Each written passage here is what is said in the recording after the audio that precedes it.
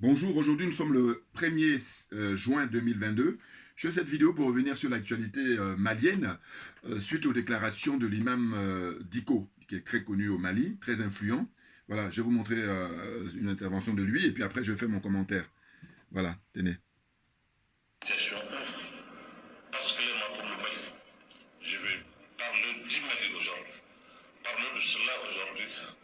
Pendant que le peuple malien est pris en otage par des gouvernements arrogants, je dis bien arrogants, on ne cherche pas une solution. La communauté internationale est dans son orgueil. Nous sommes dans notre arrogance. Et le peuple est en train de mourir. Vous venez parler de paix et de sécurité et de quoi ici? De quel paix s'agit-il? Respectez un peu ce peuple. C'est pour cela que j'ai parlé de l'arrogance de nos dirigeants. Je le dirai ici, je peux sortir, ils vont m'interpeller, mais je le dirai, leur arrogance et l'orgueil de la communauté internationale, c'est le peuple malien qui est en train de payer ça. C'est extrêmement grave. C'est extrêmement grave. Une classe politique moribonde qui ne bouge pas, qui n'existe plus, une société civile qui a cessé d'exister, il faut le dire. Et aujourd'hui, on est trimballé, le peuple, entre des gens qui veulent. Voilà. Bon, alors je vais arrêter là. Excusez-moi. Voilà, très bien. Donc voilà, je me présente. Djoubian, c'est mon surnom sur le net. Et puis, accessoirement, je suis spécialiste de la France et un panafricain très convaincu. On a la pêche pour apporter les réponses nécessaires à ces, comment on appelle ça? Oh, ben écoutez, cette turpitude, on va dire, de cet imam-là, qui est très connu au Mali, qui est très influent, on va dire de moins en moins, heureusement. En fait, il est dans une situation où, j'ai regardé un petit peu, hein, parce que je ne le connaissais pas avant le renversement d'Ibeka, donc c'est maintenant que, comme beaucoup de gens d'ailleurs, je le découvre. Quel est le constat? C'est que j'ai l'impression que ce monsieur est dépassé par les événements. Pourquoi? Parce que en observant son parcours, on a vu qu'il a travaillé depuis des décennies avec les différents dirigeants depuis Moussa Traoré. Voilà, Moussa Traoré, c'était le parti unique. Et à cette époque-là, il avait un rôle important, notamment pour la culture et l'influence religieuse. Voilà, il a continué d'ailleurs. Bon, sauf que il n'a pas compris que il y a un changement là générationnel qui s'est opéré depuis la chute de Ibeka, très clairement. Même s'il est vrai qu'il a participé, il a joué un rôle important pour accélérer le mouvement. Mais toujours est-il que c'est ça la complexité de la vie. Bien entendu. Parce qu'en fait, à un moment donné, quand j'ai parlé de. Enfin, quand j'ai dit que les 5 colonels sont des hommes providentiels, avec à leur tête l'imperturbable Assimi Goïta, les choses sont très claires pour moi. Hein, c'est la providence. Et que, par conséquent, lui, il a contribué j'allais dire, malgré lui, ah ben oui, parce que quand on voit ces déclarations maintenant et on voit que les médias français en font leur chou gras, c'est-à-dire ils s'est délectent, hein, parce qu'en fait, eux, ils sont tellement perturbés par l'indépendance, par, comment on appelle ça, euh, une espèce de, comme ça, non-aliénation, voilà, justement, des dirigeants actuels du Mali, hein, avec le Premier ministre Shogai Maïga. Donc, ils sont tous perturbés. Et, comment il s'appelle, l'imam Diko, y compris, parce qu'au fond, je crois qu'il souffle le chaud et le froid depuis des décennies sur la vie politique et la vie sociale au Mali. Mais là, c'est fini. On est parti maintenant pour ne plus faire un marche arrière, hein, ni même faire de break.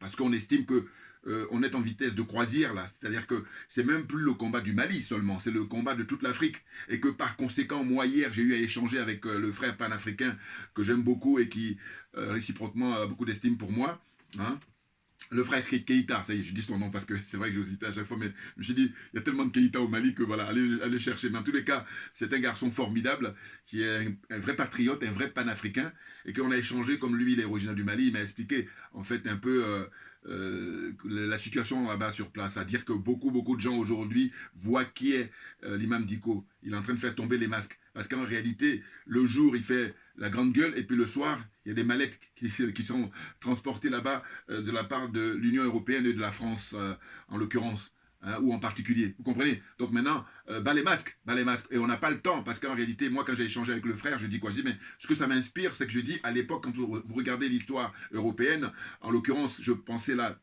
dans le cas précis de l'Espagne, c'est-à-dire que quand il y avait, quand on appelle ça la guerre civile en Espagne à l'époque, dans les années 70-75, c'est-à-dire que il y avait, comment on appelle, le général Franco, hein, et pour le renverser, c'était la lutte entre les républicains et puis, je crois, les nationalistes. Enfin, c'était un peu ça, si je ne me trompe pas.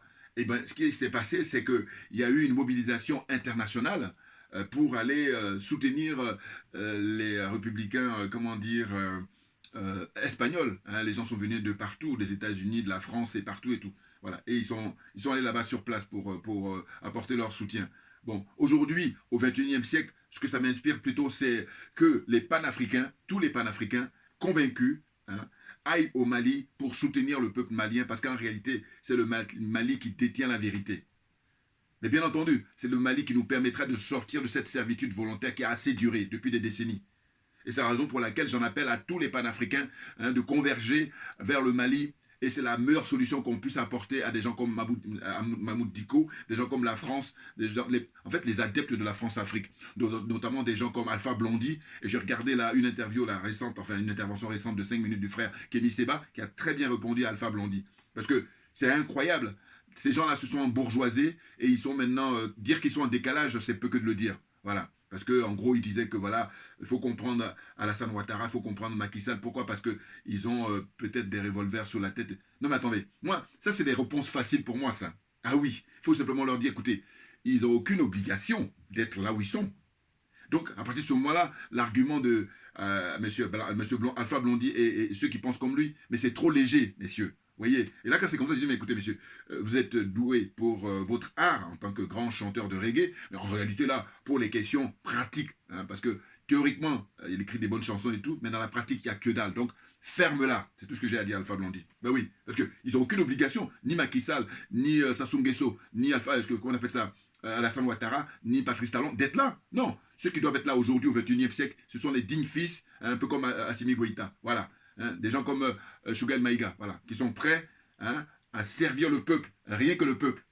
Et pas servir la France-Afrique et puis venir dire oui, mais il faut nous comprendre. On n'a rien à comprendre parce que vous n'avez aucune obligation d'être là. Non, mais qu'est-ce que c'est que ces raisonnements-là? On est au XXIe siècle et puis des trucs aussi légers. Non, mais franchement, enfin bon, bref, passons à autre chose. Donc, je disais que comment on appelle ça?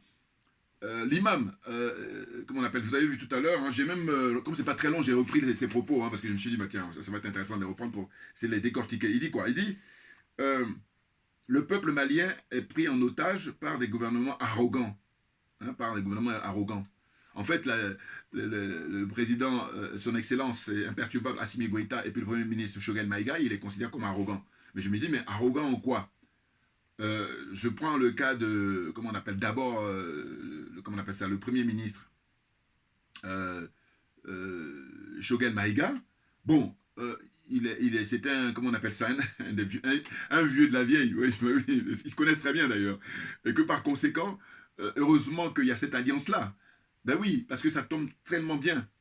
Parce que les militaires, ce sont des techniciens, des militaires, ce sont des, comment on appelle ça, des hommes de terrain, hein, qui ont vu mourir leurs frères d'armes, et que par conséquent, ils en ont gros sur la patate. Si vous les prenez en privé, vous allez voir ce qu'ils peuvent vous dire. Donc, ils ont vu des choses. Et c'est vraiment pour laquelle ils ont décidé, en fait, de libérer, hein, tout le territoire malien. Et lui, c'est la frange politique, parce qu'il a l'expertise, parce qu'il a l'expérience. Et que par conséquent, à chaque fois qu'il prend la parole, mais il dit les mots justes. Et moi, je dis, quand j'ai écouté il n'y a pas longtemps, il s'était exprimé dans une interview, dans un discours qu'il a prononcé, il a dit, écoutez, le travail qu'ils sont en train de faire actuellement, lui, et puis les 5 colonels, et puis aussi le Premier ministre, enfin, le ministre des Affaires étrangères et tout ça, tous les dirigeants actuels du Mali, il dit, mais on fait un travail qui est très salutaire. Pourquoi? Parce que ce qu'on voudrait, c'est qu'à l'avenir, la jeune génération qui viendra au pouvoir, qui n'ait pas à avoir ces genres de préoccupations, à savoir courir après les djihadistes. J'ai beaucoup aimé ces discours-là qu'il a prononcés il y a maintenant 1 mois maintenant. J'ai trouvé ça très intéressant. Mais oui, non, parce que, écoutez, ici, dans les pays occidentaux, ils ont connu, effectivement, comme je vous parlais tout à l'heure de la guerre d'Espagne, la guerre civile. Mais aujourd'hui, l'Espagne, quand les gens arrivent au pouvoir, ils ont d'autres préoccupations. Même s'il est vrai qu'il y a la frange de... comment on appelle ça, indépendantistes et tout. Mais cela dit, ça n'a rien à voir avec chez nous là-bas où il y a les terroristes. Même si c'est vrai qu'aussi pareil, ils ont connu les terroristes, notamment les Italiens, avec la Brigade Rouge à l'époque. Bon. Mais c'est complètement différent. Voilà. Nous, on est des hommes de paix.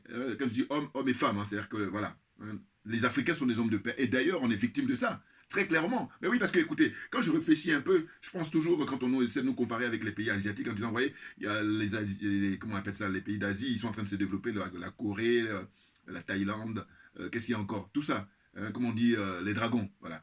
Mais le problème, c'est que moi, je repense simplement en disant, mais écoutez, eux, ils n'ont pas l'armée française, eux, ils n'ont pas les bases militaires, ils n'ont pas le franc CFA, ou du moins ils l'ont eu, et puis ils sont vite débarrassés. Et c'est ce qui permet leur développement en quelques décennies, très clairement. Or, nous, le problème que nous avons, c'est la France qui maintient, hein, comment on appelle, son genou sur le coude, hein, sur le cou des Africains, en termes d'image.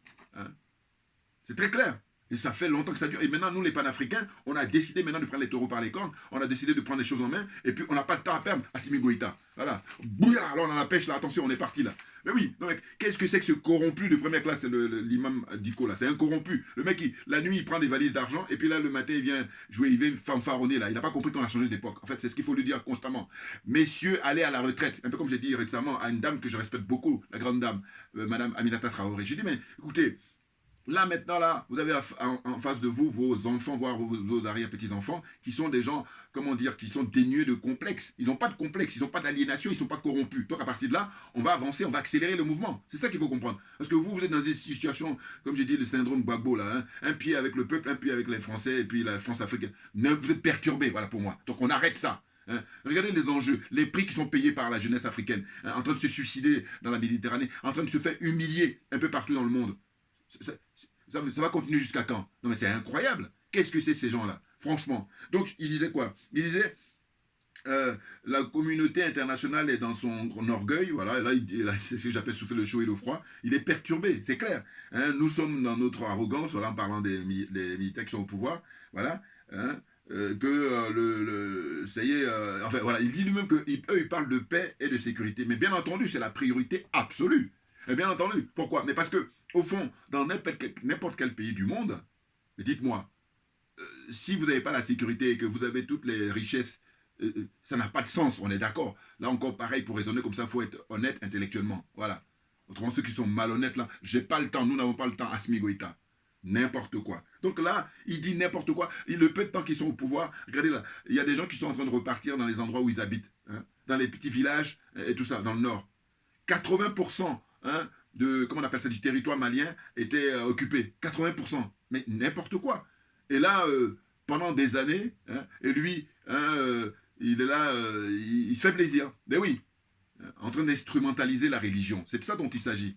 Vous voyez? Et c'est bien pour ça que moi je dis, écoutez, moi ma religion, c'est la vérité et la justice qui doit être mise en pratique. Voilà. Parce que dès lors que ça reste théorique, là je laisse ça comment on appelle ça, justement, aux religions connues, là. Voilà. Vous voyez ce que je veux dire? Donc la suite, il dit quoi? Il dit, le peuple est en train de payer le prix. Mais quel prix? Le peuple est en train de, comment dire, soutenir le président Assimi Goïta et puis le premier ministre Choguel Maïga, parce qu'ils font du très bon travail. Regardez comment on appelle ça, les liens qu'ils ont avec la Russie, qui est en train de fournir, hein, tous les moyens nécessaires qui a été demandé à la France depuis des décennies. Et puis, c'est la catastrophe, je vous dis. La France doit présenter le bilan, rien que le bilan. Voilà. Le bilan du fait qu'elle a détenu ces pays-là et elle veut continuer à les détenir jusqu'à la fin des temps, si j'ose dire. Voilà. Le bilan. Il faut leur demander ça. Là-dessus, vous savez, moi, je vous dis, il faut l'exigence, il y a des préalables. D'abord, monsieur, vous présentez le bilan et puis après, on va ouvrir la discussion. Pour moi, c'est un préalable, ça. Allez. Si vous ne présentez pas le bilan, il n'y a pas de discussion. Donc, dégagez, on n'a pas le temps. Hein. On trace là. Voilà. Si vous voulez que discute, bilan. Et vous allez voir que le bilan, c'est désastreux. C'est même pour ça que c'est devenu tabou pour vous. Voilà, c'est à cause de ça. Ils savent très bien. Ils n'ont rien branlé, rien foutu. Ou alors, ils ont fait les choses pour leurs propres intérêts. Et dans ce cas-là, ayant compris maintenant les enjeux, ayant compris les tenants, les aboutissants, on ne va plus traîner, on ne va plus perdre du temps. Donc, dégagez. On n'a pas le temps. N'importe quoi. Donc, la suite, c'est quoi? C'est que, en fait, il dit que le peuple est en train de payer le prix, alors que le peuple est en train de se libérer. Le peuple est en train de retrouver son indépendance, le peuple est en train de retrouver sa souveraineté. Et c'est pour l'intérêt général, l'intérêt de ceux d'aujourd'hui, et puis surtout ceux de demain, parce que les richesses du Mali doivent appartenir aux Maliens, rien qu'aux Maliens, et non pas M. Mahmoud Diko là, qui a ses enfants qui ont été placés, je sais pas, dont on a payé les études faites par IBK. Enfin, j'ai appris quelques infos là comme ça, que j'ai glanées. N'importe quoi, des corrompus. C'est ça la difficulté chez cette zone-là. Hein? La zone des aliénés, la zone des complexés et la zone des corrompus. Et là, on est en plein dedans. Voilà. Mais on est en train de bosser. Et puis, heureusement qu'on on est aidé par le numérique, on est aidé par les réseaux sociaux. De manière à ce qu'on puisse détecter tous ces menteurs, tous ces voyous, tous ces criminels-là, hein, qui, par leurs miettes, les miettes qu'ils ont en retour, ils sont prêts à sacrifier le bonheur et la dignité de l'Afrique. C'est de ça dont il s'agit. N'importe quoi. Alors ensuite, là, il dit quoi? Il dit qu'il le dit au risque, voilà, c'est ça. Et quand il se prononce là, je sais pas, il devait être dans une mosquée, quand il se prononce, lui-même il dit, voilà, je me permets de dire qu'ils sont arrogants et puis je sais que je risque d'être arrêté, n'importe quoi. D'ailleurs, ce que j'ai apprécié, c'est que, et d'ailleurs, il ne faut même pas l'arrêter, il faut le laisser. Parce que tout le monde est en train de voir maintenant, hein, il est en train de se mettre à poil, là, voilà, sur la place publique. Eh oui, parce que ces gens-là, c'est des gens du XXe siècle. Encore pareil, mais il y en a plein comme ça, hein, c'est pour ça que c'est intéressant les jours, les semaines, les mois qui viennent. On va observer tout ça. Ils vont se mettre à poil eux-mêmes. Pourquoi? Parce qu'ils n'ont pas compris que nous avons changé d'époque.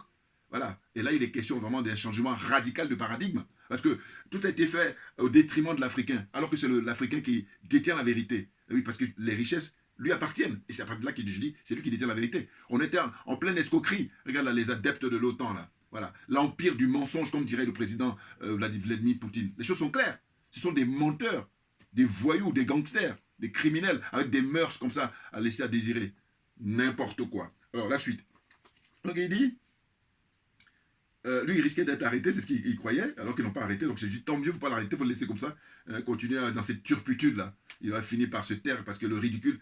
Bon, c'est vrai que le ridicule ne tue pas, mais à un moment donné, quand tout le monde est au courant maintenant, et puis même il ne pourra pas mobiliser comme il pourrait le faire il y a quelques temps. Non, parce que c'est clair que maintenant, la diaspora malienne, hein, et puis je vous dis ce qui est génial au Mali, c'est qu'ils parlent le bambara, voilà, la langue, de manière à ce que tous les frères et sœurs, hein, qui sont dans les petits villages reculés, mais ils comprennent les enjeux. C'est hyper important. C'est pour ça qu'ils ont cette harmonie-là, parce que d'autres jalousent ça, ils ne comprennent pas, alors que c'est pas sorcier, c'est... Voilà. Donc, ceux qui, je pense toujours à la Côte d'Ivoire, je dis, ils veulent jouer plus royaliste que le roi, en train de parler des Français avec des gros mots, là, perturbateurs, hein, pour endormir les gens, embrouiller les gens surtout, la marmaille. Donc ensuite, il disait quoi? Il disait, euh, voilà, se fait arrêter après avoir voilà, je dis qu'après avoir invectivé les dirigeants actuels, voilà, il les a traités d'arrogants. Hein, donc il dit, c'est extrêmement grave. Hein, dans ses propos, là, j'ai repris ce qu'il a dit tout à l'heure, comme ça a duré 2 minutes. Voilà. Il dit une classe politique moribonde qui ne bouge plus. Voilà, une société civile qui ne cesse d'exister, enfin, qui a cessé d'exister. Voilà. Donc parce que lui, il a vu qu'il était très influent il y a quelque temps. Voilà, et il a pu, je vous dis, manger à toutes les gamelles, si j'ose dire, collaborer à tous les dirigeants qui sont passés, qui sont suicidés, depuis Moussa Traoré. Vous comprenez? Donc là, maintenant, il se trouve que les jeunes militaires qui sont au pouvoir, et puis le Premier ministre, Choguel Maïga, ils ont l'air de le zapper. Un peu comme je pensais à Mme Aminata Traoré, là, enfin, Aminata Traoré du moins. Voilà. Non mais attendez, faut arrêter. Là, ce qui importe, c'est l'intérêt général qui prime, et non pas vous, vos intérêts individuels, là, les miettes que vous avez. C'est ça qui me tue, hein. Je vous dis, mais les multinationales françaises et occidentales, ils ont des milliards, et vous, à côté de ça, alors, c'est vrai que ramener à votre niveau, ça vous suffit, mais sauf que, écoutez, le pays, il n'est pas à vous. Le pays, il est à tout le monde. Comme je dis souvent, comme je rappelais dans mes vidéos passées, j'ai dit que le Mali appartient à tous les Maliens. Du nord, du sud, de l'est, de l'ouest et du centre. C'est clair. Et que les richesses du Mali appartiennent en priorité au peuple malien et pas aux sociétés étrangères. Et que vous jouez les plus malins, vous venez négocier avec ces sociétés-là, on vous donne des valises, hein, la nuit, et puis en plein jour, vous venez gueuler comme ça sur les chaînes françaises. N'importe quoi. C'est peine perdue, parce qu'on a compris, et je dis, j'en appelle à ce que tous les panafricains, hein, convergent au Mali. Bien entendu. Parce que là, ça y est, on est dans un point de non-retour avec le président, comment on appelle ça, Vladimir Poutine, qui est à la manœuvre là-bas en Ukraine, en train de faire un travail chirurgical. J'utilise eux-mêmes leurs propres mots. Ouais. Du très bon travail, là. Voilà. En train de démasquer les néo-nazis. Je vous dis, quelquefois, quand on y réfléchit, on dit, mais qu'est-ce que c'est que ça? Ils nous ont, comment dire, bourré le crâne. Vous voyez les bouquins d'histoire, là, dans les classes de 3e, sur, comment on appelle ça, ce qui s'est passé pendant la Seconde Guerre. Donc, il était question de lutter contre le néo-nazisme, hein, les néo-nazis. Et puis là, en Ukraine, ils sont bourrés là-bas. Et puis, depuis des années, depuis 2014, eh ben, il y a des résolutions qui sont, comment on appelle ça, rejetées par les États-Unis, la France, l'Angleterre, le Canada. Ils rejettent. Quand les Russes présentaient ça pour dire non, il va falloir lutter efficacement contre les néo-nazis, eux disent non, non, non, cause toujours tu nous intéresses. Mais simplement parce que eux, c'est leur travail là-bas. Ah oui, ce sont eux qui manipulent tout le monde, qui travaillent avec eux, qui sont leurs sponsors, si j'ose dire. Donc tout s'explique, il faut bien comprendre. Ah, là, je mets le plat aujourd'hui, le pied dans le plat, là. Oui, parce que je me dis, il y a beaucoup de choses, mais ce serait dommage, comme on est à l'heure d'Internet, de ne pas comprendre les choses. Prenez votre temps, vous regardez les documentaires, vous regardez les interviews, je vous dis, ça va vous aider. Maintenant, la meilleure des choses, c'est la lecture. Il n'y a pas mieux. C'est le top des tops, c'est la lecture, parce qu'on retient mieux. Mais à défaut de ça, mais au moins, on peut écouter les interviews, on peut écouter les documentaires, et là, au moins, vous aurez le minimum. Voilà. Mais si vous n'avez rien du tout, non, c'est même pas la peine. Dire que vous avez la prétention d'être humain, non, non, faut arrêter. Faut arrêter. Voilà. N'importe quoi. Donc voilà. Hein? Mahmoud Dicko, pour moi, il est complètement paumé. Hein? Il est en décalage. Un petit rappel, c'est quoi? C'est que Mahmoud Dicko, il est né en 1954. Donc aujourd'hui, ce monsieur, il a, j'allais dire quoi, la soixantaine. Hein? Voilà. Il est originaire de la région de Tombouctou. Et il a présidé le Haut Conseil islamique malien de janvier 2008 à avril 2019. Donc autant dire qu'il est resté à ce poste important là pendant 11 ans au moins. Vous voyez? Il a soutenu Ibeka en 2013 et passe à l'opposition en 2017. En 2019, il participe au renversement d'Ibeka, comme je disais tout à l'heure, après avoir initié plusieurs manifestations contre ce dernier. Voilà. Il a collaboré avec différents dirigeants maliens, bon, ça c'est ce que j'ai dit tout à l'heure, et hommes politiques au Mali depuis Moussa Traoré. Voilà, ça j'ai dit tout à l'heure. Il était d'ailleurs une courroie des distributions pour la branche culturelle et religieuse du parti unique. Voilà, voilà. Un élément clé quand Moussa Traoré était au pouvoir. Donc c'est vous dire que c'est un vieux de la vieille. Bon, à l'époque il était jeune, hein, mais cela dit, il a mangé à tous les, j'ai envie de dire, râteliers là. C'est incroyable, les corrompus comme ça.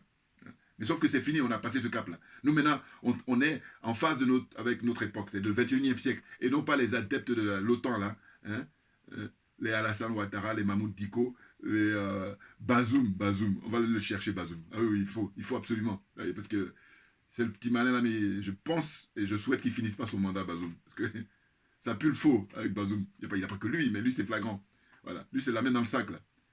Et donc, tout ce beau monde-là, ils sont arrêtés au XXe siècle. C'est terminé pour vous. Jetez l'éponge, j'allais dire. Jetez l'éponge. On va la jouer fair play. Voilà. N'importe quoi. Donc ensuite, toujours avec l'imam Dicko, hein, je disais qu'il a collaboré depuis Moussa Traoré avec tous les autres dirigeants. Il n'a pas... Voilà, c'est ça. Oui, je dis chauffe le froid, c'est que en 2012, quand l'armée française est intervenue là-bas au Mali, eh ben, il n'a pas condamné l'intervention de l'armée française. Il a dit simplement que voilà, on est condamné parce qu'on a autorisé chez nous l'homosexuel. Enfin bon, n'importe quoi, voilà. Il est hors sujet. Voilà. Je ne sais même pas si c'est volontaire ou involontaire. Je dirais que c'est volontaire. C'est des gens qui savent des choses, mais simplement, comme ils sont manipulateurs, ils ne disent pas la vérité au peuple. Ou pas toujours. Voilà. Donc là, ce qui se passe, c'est quoi? C'est que en 2012, il ne condamne pas l'intervention militaire française. Et puis par contre, en 2015, il tient un discours qui est contraire, voilà, qui est inverse. Hein, où il dit que le djihadisme est une création des Occidentaux et de la France afin de recoloniser le Mali. Voilà. Mais là, une fois que tu as dit ça, bon, mais tu restes là-dessus, parce que là, tu es dans la vérité, là. Et bien entendu, c'est clair. Alors que non, le monsieur, il est là, il est un peu dans la... Enfin, un peu, il est dans une grande frustration, parce qu'en fait, je pense que eux, ils sont en train de travailler, ils n'ont pas le temps. Et c'est ça qu'il faut comprendre. Mais oui. Hein, parce que, à tous les coups, ils voient que les mecs sont concentrés dans leur travail, et puis il dit oui, le peuple est laissé... à l'abandon ou le peuple, parce qu'eux ils parlent de paix, mais bien entendu que c'est la priorité absolue avant même de commencer après à faire de l'économie. Eh oui, un peu comme voilà, j'observe les vidéos des jeunes frères là, et sœurs, hein, parce que bon, surtout la jeunesse camerounaise, il y a beaucoup comme ça qui font des vidéos pour parler de l'entrepreneuriat, tout ça, c'est très bien. Mais sauf que ce que je vais leur dire, et que je répète toujours, j'ai d'écouter. Vous faites votre entrepreneuriat là, dans le CFA, vous allez aller où avec ça? Question. Ah bah oui. Hein? Je ne sais plus comment elle s'appelle, la charmante camerounaise qui fait les trucs sur l'entrepreneuriat. Mais elle est gentille, elle, hein, voilà, je veux dire, parce que c'est pas comme Simo, là, qui est une grande gueule, et puis après, il se rend compte qu'il dit n'importe quoi. Bon. Il commence maintenant à prendre le bon chemin, parce qu'auparavant, il y a quelques années, prenez les archives, vous allez voir, il disait n'importe quoi, voilà, pourvu que ça mousse. Donc, tous ces gens-là, quels que soient les pays d'origine d'ailleurs, hein, ces jeunes Africains, aujourd'hui, qui font dans l'entrepreneuriat, je dis, écoutez, moi, je veux bien, voilà. Mais simplement... Dites-moi, là, dans cette zone-là, avec le CFA, vous allez où avec ça? Maintenant, où je vais en venir? Je vais en venir au fait que vous allez faire le tour du monde. Cette monnaie, c'est une monnaie nazie. Cette monnaie, c'est une monnaie d'esclaves. C'est une monnaie de singe. Hein? Et en plus, la plupart du temps, c'est des gens qui ont beaucoup voyagé. Donc, avec l'expérience que vous avez, si vous étiez honnête, hein, c'est simplement ça qui leur manque quelquefois, ou même très souvent, voilà. C'est de dire, écoutez, les frères panafricains, c'est eux qu'on doit soutenir parce qu'ils sont en train de débroussailler le terrain. Et quand le terrain sera clean là, demain, maintenant nous on va venir nos costumes cravates avec nos jupes, tout ce que vous... ouais. Vous voyez ce que je veux dire? Voilà. Bon, c'est vrai que je vous dis, hein, quand je suis ces vidéos, elle est un peu moins arrogante que l'autre, il peut être Simo là auparavant, il y a quelques heures. Bon. Hein? Non. D'ailleurs, elle a même rendu hommage à Madame Yamb. Bon, alors pareil, j'en profite pour saluer Madame Yamb parce qu'effectivement, elle est attaquée là par les services secrets français qui essaient de l'intimider et tout ça. Bon, mais je dis, Madame, vous avez la protection divine et que par conséquent, ce sont les aïeux là qui vous protègent, hein, oui, parce que vous êtes la petite fille des Nubé là, hein, les pères d'indépendance camerounaise, et puis aussi les pères comme Modibo Keïta du Mali ou Kwame Nkrumah du Ghana, ou alors Patrice Lumumba au Congo, hein, le Grand Congo. Vous voyez, donc ne vous inquiétez pas. Et d'ailleurs, ils sont surpris parce que ils croyaient qu'elle allait baisser les bras avec toutes les intimidations qu'ils instaurent. J'ai réfléchi sur son cas, là, il n'y a pas longtemps, sur le fait que j'ai dit, mais pourquoi il s'acharne sur elle? Mais parce qu'elle est très brillante. Ah oui, et puis c'est une femme. Et en fait, ce que je veux dire, c'est que c'est perturbant quand c'est une femme, parce qu'ils ont l'habitude de gérer les hommes. Vous voyez, regardez simplement, hein, depuis l'avènement de la France-Afrique, ils ont eu affaire à quoi? 99, si c'est même pas 100% des hommes. Tandis que là, elle, mais ils ont été obligés de l'expulser de la Côte d'Ivoire. Il y a eu d'abord le frère Kémy Séba, hein, et il y a elle. Mais elle, c'est vraiment la pertinence. Moi, je l'appelle. Parce que je dis, moi, enfin, moi, je suis plutôt, je me définis comme bazooka. Je viens à l'âme lourde. Alors qu'elle, c'est chirurgical. C'est qu'elle va travailler le terrain, mais vraiment de manière chirurgicale. Comme on dit les Américains, les disaient frappes chirurgicales. Ben, elle, c'est ce qu'elle fait. Et du coup, ça les irrite à un point, vous ne pouvez pas imaginer. Donc, ils l'ont expulsé de la Côte d'Ivoire en décembre 2019. D'ailleurs, vous pouvez regarder, hein, moi j'étais un des premiers sur Internet à prendre sa défense. C'est même la raison pour laquelle, quand on s'est rencontrés, quand elle était venue justement accompagner le professeur Mamadou Koulibaly en décembre 2019, voilà, il était assez surpris de me voir, et puis voilà, on s'est salué, et puis en tout cas, il était vraiment surpris, parce qu'au fond d'elle-même, je dis c'est humain, c'est-à-dire que quelqu'un que tu connais pas, et qui te défend ouvertement comme ça, parce qu'au fond, allez-y, regardez, je ne suis pas le seul qui la soutient, mais la seule différence, c'est que sur Internet, sur YouTube, sur les réseaux sociaux, je suis un des rares, très rares, à avoir fait des vidéos comme ça à plusieurs reprises pour dénoncer son expulsion. Voilà. Donc c'est ça la différence. Et comme je dis toujours, il faut rendre à César ce qui appartient à César, tout simplement. Et là, tout le monde est gagnant. Et non pas faire dans l'escroquerie morale. C'est ça qui m'insupporte chez l'être humain. C'est pour ça que je prends mes distances quelquefois. Mais en tous les cas, ce qui est sûr, c'est que je dis que c'est tout un symbole, Madame Yamb. Pourquoi? Mais parce que elle est métisse, enfin, c'est-à-dire le père est camerounais, voilà, et puis la maman est suisse. Donc elle est née là-bas, en Suisse, et puis les parents, après, sont partis en Afrique, hein, notamment en particulier, enfin, précisément au Cameroun, voilà. Et ce qui se passe, c'est quoi? C'est qu'elle a travaillé au Nigeria, elle a travaillé au Ghana, elle a travaillé en Côte d'Ivoire, et tout ça, et puis au Cameroun aussi, enfin. Mais son coup de cœur, c'est la Côte d'Ivoire. Elle y a vécu pendant une dizaine d'années, et d'ailleurs, elle a milité auprès du professeur Mamadou Koulibaly, dont elle est comment dire, conseillère exécutif, hein, au niveau de la communication. Bon, c'est une femme très brillante. Et pourquoi la France est perturbée? Mais parce que elle n'a pas sa langue dans sa poche, hein, elle a une liberté, elle a un esprit libre, voilà, c'est ça, un esprit libre. Hein, là, on se ressemble, les esprits, on dit que se ressemble, ça ressemble. Les esprits libres, et puis difficiles à corrompre, pour ne même pas dire pas du tout. Vous voyez? Donc, pas aliéné, pas complexé et pas corrompu. Donc là, pour le panafricanisme, c'est du top des tops. On est à la crème, là. Hein, voilà. Donc, ce qui fait quoi? Je dis, mais quand je réfléchis dans ce qui se passe sur le fait qu'ils ont coupé son. Comment on appelle ça? Parce qu'elle tweet beaucoup, elle. Bon, ils ont coupé ça pendant une semaine. Et puis, après, ils ont ramené. Bon, elle a fait des vidéos. Elle a même fait une dernière vidéo là où elle. Comment on appelle? Elle a parlé de la crypto-monnaie là pour soutenir. Le pouvoir en place en République centrafricaine, le président Touadéra et tous ceux qui travaillent avec lui. Et moi, quand j'ai vu cette vidéo, sa dernière vidéo, je me suis dit, mais en fait, ce qui serait bien, c'est que le président Touadéra lui fasse appel. Ben oui, pour bénéficier de son expertise, enfin, en tout cas de ses connaissances. Hein? Enfin, moi, je vois ça comme ça, hein, parce que c'est. Moi, je suis pour. En fait, je dis, je vis depuis 40 ans en France, mais j'ai l'esprit anglo-saxon. J'ai pragmatique. Voilà. Tu sais faire, viens, on va bosser. Puis, parce que si tu gagnes, tout le monde gagne, on gagne, on est tous gagnants. C'est pas l'esprit français, là, très, comment dire, archaïque, très anachronique. Vivent avec. Parce que c'est des gros fainéants, c'est des gros paresseux. Donc, eux, qu'est-ce qu'ils veulent? C'est toujours oppresser les Africains, sucer les sangs des Africains, voilà, et puis comme ça, vivre tranquillement, pépère. Mais c'est terminé. Game is over. Voilà. Nous, on a décidé maintenant de prendre les choses en main. Les choses sont claires. Donc, je disais que la sœur Yamb, ce qui se passe, c'est qu'au fond, là où ça perturbe beaucoup la France, et puis il attaque comme ça, c'est vraiment, vous ne pouvez pas imaginer, c'est vraiment à plusieurs niveaux. Hein. C'est-à-dire que non seulement c'est une femme, mais en plus elle est très intelligente, un esprit libre, mais surtout, elle est originaire du Cameroun, qui est le poids lourd dans l'Afrique centrale, hein, la zone CEMAC, là, voilà. Elle est originaire de par son père. Et puis, elle a un penchant, enfin, elle a un faible pour la Côte d'Ivoire, où elle a travaillé pendant quelques années, décennies. Voilà, elle connaît très bien la Côte d'Ivoire, hein, voilà. Et du coup, il y a deux pôles là. Vous avez Afrique centrale, le Cameroun, dont elle est originaire, et puis son pays d'adoption, hein, la Côte d'Ivoire, qui est le numéro un pour l'Afrique de l'Ouest. Vous voyez? Donc c'est ça qui fait que les Français, ça les rend dingues, bien entendu. Et puis, quand elle fait ses vidéos, elle explique l'actualité et tout ça, hein, un peu à l'image du professeur Mamadou Koulibaly. Et les choses sont claires, hein, on ne peut pas faire plus clair. C'est ça. Et je dis, bon, pareil, quand j'ai pensé à la sœur Amina Fofana, qui, elle, a une formation de, comment on appelle ça?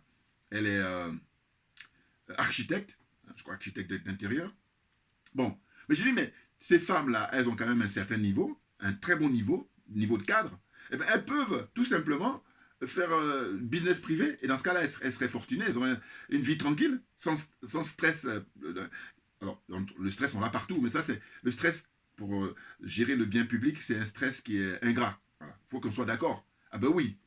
Donc, c'est un choix. Voilà, on a fait le choix, hein, de servir, hein, en tant que patriote, en tant que panafricain, la dignité africaine. Donc, on a fait ce choix-là. Mais c'est un choix ingrat. Pourquoi? Parce que tu as beaucoup de gens qui sont planqués, et puis quand demain, on va essayer de gagner la partie, là, ils vont sortir maintenant, et puis tout le monde va bomber le torse pour dire que voilà, nous avons été résistants. Et quand c'est comme ça, je dis, écoutez, on va sortir la sono, c'est-à-dire, enfin, en tout cas, les enregistreurs, et puis les vidéos, pour savoir à quel moment vous avez pris des risques. Ah oui, non, parce que on écoute les Alpha Blondy là, avec toute la notoriété qu'il a, avec tout l'argent qu'il a, mais je dis, mais si t'as pas la force que nous autres nous avons, mais mets l'argent à notre disposition, c'est tout. Et je le dis ouvertement, hein, parce qu'il y en a qui vont me dire, oui, mais c'est ton argent, il fait ce qu'il veut. Ben, qu'il la ferme, parce qu'en fait, je dis que lui et Tikenja, ils ont chanté pendant des décennies pour faire prendre conscience à une certaine génération. Aujourd'hui, ces jeunes-là, aujourd'hui, ils ont quoi? Ils ont 20, 30, même 40 ans facilement. Hein, à écouter les chansons d'Alpha Blondy, Tikenja. Mais je dis, ils sont prêts à en découdre. Alors que, je vous dis, pour être vulgaire, hein, ça me fait penser beaucoup à ça. Je dis, mais vous excitez les gens, et puis quand il s'agit de passer maintenant à l'action, il n'y a plus personne. Non, mais ça n'a pas de sens. Excusez-moi pour cette vulgarité. Non, mais parce que c'est pas possible. Il a donné une interview là récemment à Fablodi, il remet ça encore. Non, mais c'est fatigant. Je dis, eux, c'est la branche culturelle de la France-Afrique. Il faut bien le comprendre. Et que par conséquent, quand il défend Ibeka, quand il défend M. Alassane Ouattara, il n'y a rien d'étonnant. Voilà. Pour moi, c'est ça. Mais là, on a les images. Hein. Mais bon, lui, il a l'habitude, Alpha Blondy. Je dis encore, Tikenja, il est beaucoup plus rare dans ces genres de discussions-là. Parce que lui, il a fait le malin pour dire le balayeur, balayer en parlant du général Gueye et tout ça. Maintenant, quand il s'agit d'Alassane Ouattara, il ne fait pas beaucoup de chansons. Même si là, il a sorti une chanson où il a parlé des 20 ans. Et puis là, ils ont dit ferme là. Voilà. Et puis il a pris peur. Et là, il se cache maintenant. Bon, ce que je veux dire, c'est qu'Alpha Blondy, lui, il a l'habitude. Lui, on l'a surnommé même cul de magie. C'est-à-dire qu'en Côte d'Ivoire, lui, il est là, quand il y a Oufo-Boigny qui est au pouvoir, il va faire les louanges d'Oufo-Boigny. Quand il y a Konan Bédié qui arrive, il fait les louanges de Konan Bédié. Quand il y a qui encore qui a remplacé Konan Bédié? Le général Gueye, il a fait les louanges de général Gueye. Bon, pas longtemps, parce que Gueye, il est resté un an. Et quand il y a le président Babou qui arrive, il a fait les louanges du président Babou. Et puis maintenant, quand c'est Alassane... Donc, ce gars-là, il est, voilà, c'est je tourne ma veste, je retourne ma veste. Hein, il y a un chanteur français qui est très connu, Jacques Dutronc, il a une chanson comme ça, hein, je tourne ma veste, tourner sa veste, là, voilà. Et donc, Alpha Blondy, lui, il est dans l'excellence dans ces domaines-là, mais c'est pas sérieux. Mais oui, compte tenu des enjeux, franchement. Vous voyez, donc en fait, je reviens pour parler de l'imam Diko, là, pour dire que, bon, mais écoutez, c'est une époque, hein, c'est une page qui se tourne, et qu'il faut qu'il se rende compte qu'aujourd'hui, l'aspiration, les aspirations, il faut mettre ça au pluriel, de la jeunesse africaine, c'est le travail qu'est en train de faire hein, l'imperturbable, comment dire, président Assimi Goïta. Il n'est pas bavard, il n'a pas le temps, voilà. Parce qu'avant lui, c'est vrai qu'il y avait des gens très généreux, en tout cas pour beaucoup donner, mais qui payaient ça très cher aussi. Je pense au capitaine Thomas Isidore Sankara. Ah oui, mais c'est le contraire. Lui, justement, fort de ce passé-là, il ne parle pas beaucoup. Voilà. Et puis j'ai appris qu'il va y avoir, je crois, le 4 juin prochain, donc à la fin de cette semaine. Enfin, le 4, c'est quand déjà là? Le 4, donc oui, c'est à la fin de la semaine, c'est ça. C'est-à-dire le samedi. Il y a une réunion africaine là, ou l'Union africaine ou la CEDEAO, je ne sais plus. J'ai dit que le peuple malien doit faire la même chose pour ne pas qu'il parte, qu'il ne bouge pas. Voilà. Et oui, et qu'il ne bouge pas, que le président Assimi Goïta reste au Mali. Voilà. Et qu'il prenne l'expérience hein, d'un certain, comment on appelle ça, le président cubain, le grand président cubain, Fidel Castro. Oui. Ah oui, il faut qu'Assimi Goïta prenne exemple sur lui. Pourquoi? Parce que lui, il bougeait pas du tout. Il restait toujours là-bas à la Havane. Et puis, il pilotait les choses à distance. Je vous dis, je vous encourage à regarder un documentaire qui s'appelle Cuba, l'Odyssée africaine. Et là, vous allez voir. Il avait un bras de fer. Lui, il était dans son QG là-bas à la Havane. Et puis, il pilotait tout ce qui se passait, le bras de fer qu'il avait avec les Sud-Africains. Il a demandé, c'est lui qui a fait tomber l'apartheid, Fidel Castro. Et je dis qu'on ne saluera jamais assez sa mémoire. Grand, très grand monsieur. Ah oui, et il a vu tourner les présidents américains. Hein. Ah oui, et là il est mort naturellement, tranquille. Hein. Vieillesse et tout ça, tranquille. Voilà. Donc, le président, l'imperturbable Assimi Goïta, il faudrait prendre l'exemple sur le président Fidel Castro au sens où il ne bougeait pas. C'était très rare, à tel point que je vous dis un truc qui m'avait marqué à l'époque. Ah ça m'avait vraiment ému. C'était que Nelson Mandela, quand il sort de prison, rappelez-vous, vous avez les images là hein, sur YouTube, il n'y a pas beaucoup de personnes qui l'a salué. Ce que je me rappelle qu'il a salué, mais très très important et qui a choqué des gens comme Bill Clinton à l'époque, ou les Occidentaux en général, hein, les Français entre autres aussi, et puis les Américains en particulier, on va dire, voilà, c'est ça. Hein, les Occidentaux en général, les Américains en particulier. Pourquoi? Parce que quand il a été libéré, quand il a pris la parole, il a remercié d'abord le colonel Kadhafi. Voilà. Et ensuite, il a remercié Fidel Castro. C'est là où j'ai dit, Mandela, c'est là où tu vois les grands hommes. Mais oui, non, parce qu'il y a des gens, ils sont dans la mouise, ils sont en difficulté, tu les aides, et puis quand ils sortent, maintenant, ils t'oublient, ils t'ont jamais connu. Des vendus. N'importe quoi. Donc, et là, eux, ils étaient étonnés. Et il a dit, il a même eu des conférences aux États-Unis où il a dit, attendez, c'est pas parce que vous entendez pas avec ces gens-là que moi, je vais pas m'entendre avec eux. Ça, c'est votre problème. Mais en réalité, ce qu'il faut voir, c'est que quand j'étais en prison, ce sont ces gens-là, mais qui ont aidé ma famille, qui ont aidé ma famille aussi bien politique que ma famille, j'allais dire,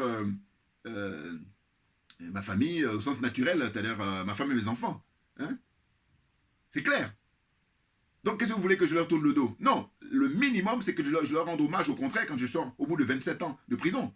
Donc, les choses sont claires. Et moi, c'était une fierté d'être africain quand j'ai vu comme ça Mandela. En tout cas, ce que j'aime sur l'être humain, c'est ça. Reconnaître. Il a reconnu. Il a salué ces gens-là. Il a dit non, quand j'étais en prison, voilà, ils m'ont aidé, beaucoup aidé. C'est grâce à eux qu'on a pu tenir, nous autres. Voilà, donc les choses sont claires. Voilà, donc j'encourage vivement hein, le colonel Assimi Goïta, le président son excellence l'imperturbable, à prendre exemple sur Fidel Castro, à ne pas sortir. Voilà, parce que eux là, ils sont tellement fourbes, ils sont tellement dangereux que tout ce qu'ils attendent c'est ça, hein, les opportunités. Donc tu restes tranquille. La plus manière, regarde, là maintenant ils ont mis en place une espèce de sanction ou comment dire boycott et embargo et tout ça, et ça se retourne contre eux. Une espèce de boomerang. Voilà. Et là, Mahmoud Diko, quand il fait ces discours-là, qui sont une espèce d'escroquerie comme ça, et de la démagogie, il sait au fond de lui-même qu'ils sont en train de travailler sérieusement, et c'est même pour ça qu'ils jalousent. Ben oui, parce qu'ils ne pensaient pas qu'ils allaient faire long feu, alors qu'ils sont très intelligents. Je dis, je rêve qu'un jour, il y ait un film sur ce qui s'est passé au Mali, hein, le renversement d'abord d'Ibeka, mais c'est pas intéressant Ibeka. Ibeka, ça me paraît fade. Par contre, ce que je trouve vraiment, où je dis que j'ai pas le temps là, c'est l'expression quand je dis souvent j'ai pas le temps, c'est à partir de là, c'est quand Bandao, voilà, le colonel qui était un ancien, qui était à la retraite, qui sont allés chercher, à qui ils ont fait confiance, et lui il est venu, hein, vendu qu'il est, il va voir l'Élysée pour présenter les projets. Eux ils l'ont surveillé de près, et du coup ils ont dit bon allez dégage. On n'a pas le temps. Donc ça, c'est excellent. Donc je dis, je rêve qu'à l'avenir, il y ait un film là-dessus. Parce que c'est très intéressant, le scénario. Hein. Le premier ministre d'époque aussi, Mokhtar Bandao, je dis, moi je rêve qu'il y ait un film là-dessus parce que j'ai trouvé ça trop excellent. Et oui, parce qu'on lui présente les trucs, projets pour aller signer les accords avec les Russes, et on lui demande de signer, et lui prend ça, et il va présenter ça à l'Élysée. N'importe quoi. Non, mais franchement, ils vont mourir de honte. Voilà. Un peu comme Ibeka est parti avant eux. C'est la honte, hein. C'est rien d'autre. Non, parce que franchement, les gens, ils payent un prix fort, le sacrifice de toute la jeunesse africaine. Comme ça, dans des pays qui sont très, très riches. Le Mali est éminemment très riche. Tous les pays africains, d'ailleurs. Mais le Mali, on le sait. Les chercheurs ont fait des recherches, ils ont dit, il y a de l'eau douce. Et l'eau douce, ça va être l'enjeu pour le 21e siècle. Donc, il est question, là, de faire le ménage, de travailler sérieusement, hein, de comment dire, en finir définitivement et pour de bon avec les djihadistes soi-disant là. Et puis après, la nouvelle génération qui va prendre les choses en main, ils auront d'autres, comment dire, préoccupations qui va être plutôt, j'allais dire, intéressant à travailler dessus. Hein. C'est-à-dire construire les écoles, moderniser les écoles, construire les hôpitaux, moderniser les hôpitaux, construire les routes, moderniser les routes, tout ça, hein, pour le bien-être de la population. Et non pas des gens là qui sont là, ils prennent leur petite valise, et puis après, tu les vois venir ici en Occident, faire des courses, venir se soigner. Non mais ça ne va pas durer, c'est terminé ça, hein. C'est terminé, game is over. On n'a pas le temps, Assimi Goïta. Non mais franchement, qu'est-ce que c'est que ces gens-là? Vous vivez dans l'anachronisme. Nous, on est là avec le président Poutine pour vivre le 21e siècle. Il est en train de, par son travail qu'il est en train de fournir là-bas, je vous dis, il est en train de mettre les pendules à l'heure. Voilà, pour qu'on soit à l'heure du 21e siècle. Quand les gens de l'OTAN, eux, veulent rester au 20e siècle, c'est leur problème. Mais qu'ils nous oublient. C'est clair. Hein. Donc Mahmoud Diko, là, il fait agitation dans le bocal, hein, parce que personne, il a perdu tout son crédit. Ah oui. Non mais franchement, faut arrêter. Et en plus, il n'est pas aussi âgé que ça, parce que il est de quelle année? Il est né en 54. Bon, ça va. Hein, voilà, je veux dire, il est plus âgé que moi, c'est sûr, mais 54, ça va. Puisqu'il y a des gens qui sont nés, je sais pas, en 1930, 1935, et qui sont, voilà, donc là, il faut arrêter. Il faut comprendre que hein, ils ont trop abusé du sang africain, et que par conséquent, non seulement il y a le sang qui est en priorité, c'est-à-dire qu'il ne faut plus tuer les gens, que les gens puissent mourir naturellement, oui, ça a du sens, et non pas artificiellement. Et puis après ça, que les gens puissent bien vivre. On est de passage sur Terre, mais il faut que ça soit profitable à tout le monde et puis que ça se fasse bien. Voilà, c'est ce que j'avais à dire aujourd'hui, c'est mon point de vue sur, comment on appelle ça, les turpitudes là, de l'imam Mahmoud Diko, hein, voilà, les gens qui sont dépassés par les événements. Moi, c'est l'impression qu'ils me donnent. Hein, voilà. Merci à vous tous pour votre attention. Et puis, on lâche rien. Bon, avant de terminer, je vais vous montrer quelques bouquins là. Bon, je vous blague, pour le coup, il faut que je précise que je n'ai pas lu, hein, mais j'ai acheté ça cette semaine, voilà. Mais je me suis dit, bon, comme j'aime bien, pour ceux qui veulent poursuivre plus loin, parce que j'ai lu la 4e de couverture, bon, je vais le lire hein, évidemment dans les jours qui viennent, mais je présente quand même. Voilà, ça, ma femme n'aime pas ça, mais bon. Donc voilà, hein, ceux qui veulent poursuivre, ça a l'air intéressant parce que j'ai lu le 4e de couverture, c'est un frère qui s'appelle, je sais pas mes lunettes, voilà, excusez-moi, voilà, c'est ça. Donc il s'appelle comment le frère c'est Karfala Aminata Condé, voilà, c'est comme ça qu'il s'appelle. Donc c'est à propos de l'Union africaine, lui comment il voit l'Union africaine, c'est très bien quand j'ai lu, c'est un frère qui est guinéen, voilà, très bien, hein, il faut s'en procurer, c'est pas mal.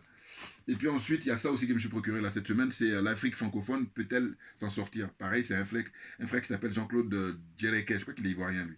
Voilà, c'est pas mal. Hein. 4e de couverture, et puis après je me suis dit, bon, ben, je me procure parce que moi, j'ai 2 passions, je vous dis, c'est la musique et puis la lecture. Voilà. Donc c'est pour ceux qui sont courageux pour aller plus loin. Et je vous dis encore une fois, il n'y a rien de tel que la lecture. Ceux qui ont la force de lire, c'est parfait. Parce que là, tu retiens. Là, alors que les autres, bon, tu peux oublier facilement. Donc voilà. Merci à vous tous pour votre, comment dire, soutien. Et puis toujours, on lâche rien. Voilà. On va finir avec la couverture du frère. Hein. Et puis à très bientôt. Merci bien.